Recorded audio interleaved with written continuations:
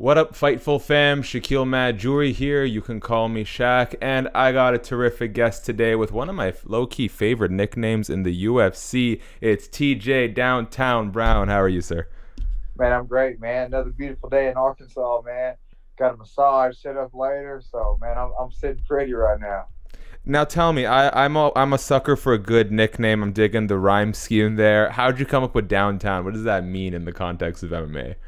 Yeah, so I go to a local boxing gym here, and there's this female boxer there named Kim Hamby, and she walked in the gym one day and said, "What's up, downtown, TJ Brown?" And I was like, man, it's just kind of stuck from there, man. So she was the maker of that nickname. Yeah, I think organic is always the way to go. Nothing like a really forced nickname. Like, listen, no offense to Corey Anderson, but overtime is way better than, what was it, like 25-8 Beaston or something crazy like that? Yeah. Yeah, man, you gotta let someone else come up with that. Now I want to dive right into your last fight. Unfortunate loss. You were looking really good. You were really taking it to Jordan Griffin up until the loss. That was a crazy submission loss. Generally the rule of thumb is you get to side control when a guy's got a Right. guillotine on you. You're Right. chilling. You're good to go. Can you kind of walk me through what was going through your mind up until you passed out? For sure, man. So I'd like to first say, that wasn't me fighting there as much in that fight. I didn't open up and fight the way I wanted to fight in Mm-hmm. that fight. If you watch my fights all the way throughout my career, I'm knocking guys out. But I guess I got a bit of those UFC jitters, man, and it was fighting kind of tight and more safe. Doing more wrestling, controlling the top position. Now, like you said, I was having a lot of luck wrestling and controlling the top position, and it seemed to be my easy way to victory.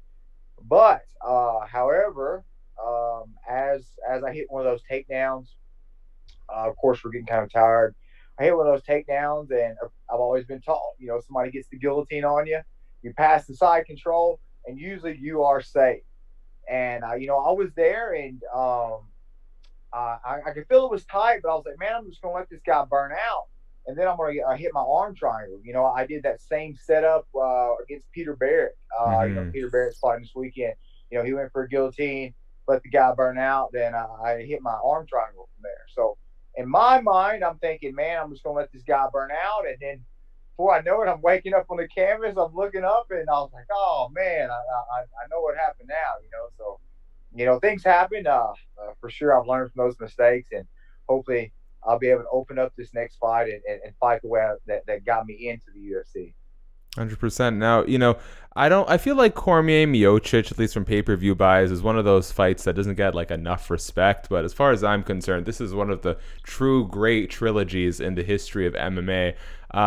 Kind of sucks as there's no crowd to really feed off of. But for you, what does it mean to be on a card that has as much historical value as Miocic versus Cormier 3? Taking this fight, I was so ready to get back in the cage. I was so ready and excited to fight that when my manager Jason hit me up, I didn't even look the guy up. I didn't even look at the card. I just took the fight, and I was so pumped to have it because I was so ready to get back in there. But man, once I found out we were going to be on UFC 252, man, I'm ecstatic. This is great. And I feel like it's great timing. On the Dana White Contender Series, I was the first fight at the UFC Apex, and I won and done well. And now I'm going to be the first fight on UFC 252 at the Apex. And man, it's really coming around, and I think that it means something well. I saw you post a video of your son. You post a lot of videos of your son, but this one in particular, he was putting in some speed and strength work. Yeah. What was it like for you to kind of get your son a little bit into your training regimen? Yeah, he's always been around it. He's always seen me. He's been always been eyes on. But it's always good to see him in that environment. Because sports have taught me so much. I didn't have a father growing up.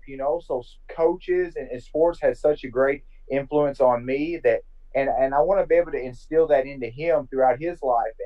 And just watching him out there and being coachable and being a good athlete and not just that, but giving good effort. It means a lot to me, and it's just a joy to watch. Would you mind telling me a little bit about what life was like for you growing up and how sort of sports and coaches kind of filled that? Sure, man. Appreciate that. Yeah. So my grandparents did a lot of my raising. My mom was around a bit. I've never been around my father. I was a bit of a knucklehead. Kind of ran around a rough group, I guess you'd say. But luckily, I spent a lot of my time playing football and baseball and different sports, and it kind of helped me, I guess, stay out of more trouble than I would have gotten into. Mm-hmm. So it's just always been a good guide to me, and I know it's taught me a lot of lessons, and it's a lot of lessons I want to teach my son as well. So I was a bit of a knucklehead growing up, but luckily sports and now my MMA combined with having a kid has really helped change my life around and put me in the position I am today. I always kind of maintain that I think Daddy Cerrone is greater than Cowboy Cerrone. I think you find a lot of new parents in the UFC sort of getting a bit of like rejuvenation. And I liked you did an interview with Dog, and I appreciated that you were able to take that Jordan Griffin loss as sort of a teaching moment for your son. For you, Right. how does being a father benefit you as a fighter? Not just like being in the cage and having that motivation to feed your family, but like Right. what you can extrapolate from wins and losses in this crazy journey that you're on. Yeah. Hopefully my son will be able to learn a bit from my example, not only from the good things I do, but the bad as well. For example, that last fight, I explained that it does suck. I lost. He was upset. I was upset. No Mm-hmm. one wants to see their father like that. And for me, I'm embarrassed.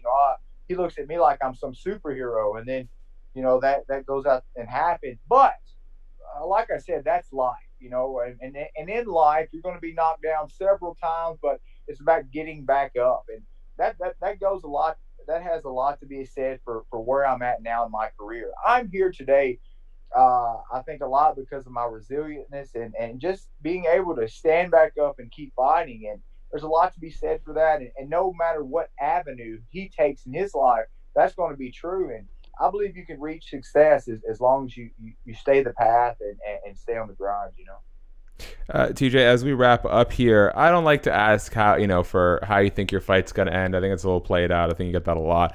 But I do like to ask for you, what's like the dream outcome in the fight? Are you the type of guy that wants to go in there and get a 10-second knockout and cash in? Or are you the kind of guy that wants to get in there and, fight 15 minutes, get your reps, get that experience? What's the dream That's a, scenario? I think that's a great question, man. For me, ideally, my ultimate goal would be for me to go in there and perform well. Now that may be that ain't so much a 10-second knockout. I've done that. I've felt that, and that's a great feeling. But I'd like to go out there and perform, just outclass this guy, show Mm-hmm. the mixed martial artist that I am. Go out there, be patient, and just perform well. Show all these skills that I've been putting together for the last 9 years.